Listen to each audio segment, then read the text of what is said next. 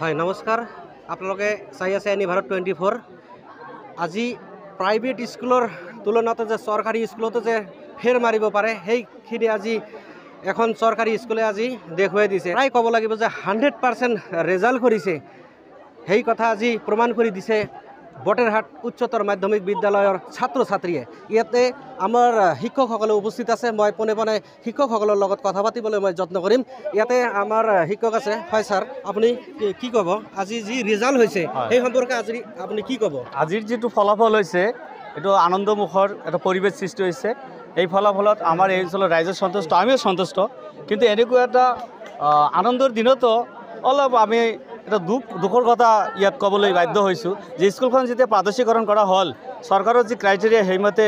আমাৰ এজনে হ'ল বাকীখিনি আমি টিউটৰ হৈ আছোঁ গতিকে আমাক যি পইচা দিয়ে সেইখিনিৰে আমাৰ এতিয়া পৰিয়াল হৈছে ল'ৰা ছোৱালী পঢ়া শুনা কৰাব লাগে সেইখিনি যথেষ্ট নহয়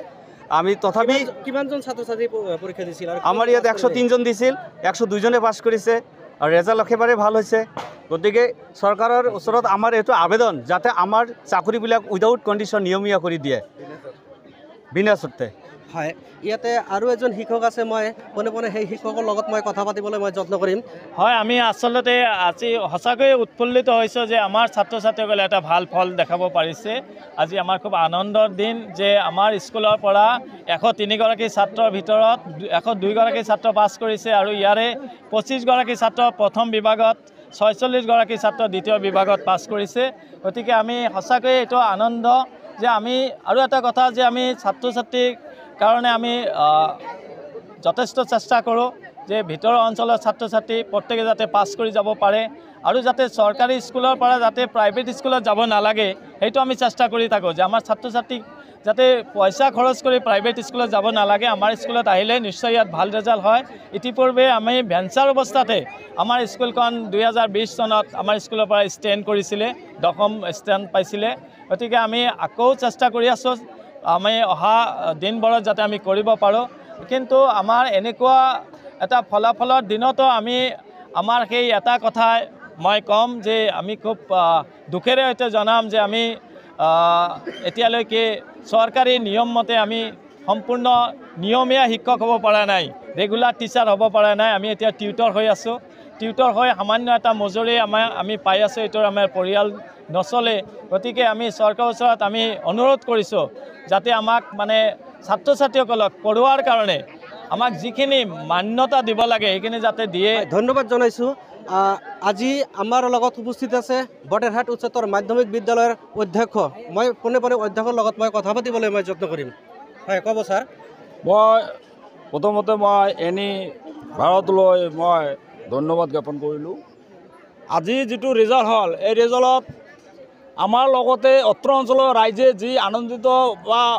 অনুভৱ কৰিছে যে আনন্দ উৎফুল্লিত হৈছে এইটোৰ কাৰণে আমি মানে খুব খুশি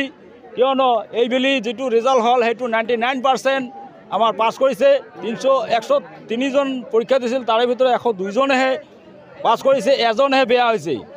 তাৰ ভিতৰত ফাৰ্ষ্ট ডিভিজন 25 জন লেটাৰ উইথ লেটাৰ আৰু 46 জন ছেকেণ্ড ডিভিজন আৰু 31 জন আমাৰ থাৰ্ড ডিভিজন আমি ইমান ধুনীয়া ৰিজাল্ট যে কৰিব পাৰিছোঁ এই ভিতৰুৱা অঞ্চলত তাৰ কাৰণে আমাৰ ছাৰসকললৈ যি কষ্ট কৰিছিল তাৰ কাৰণে আমি ছাৰসকলক কৃতজ্ঞতা জ্ঞাপন কৰিলোঁ প্ৰাইভেট স্কুলৰ লগত ফেৰ মাৰি বহুত ধুনীয়া ৰিজাল্ট কৰিছে এইখিনি আমি নুই কৰিব নোৱাৰোঁ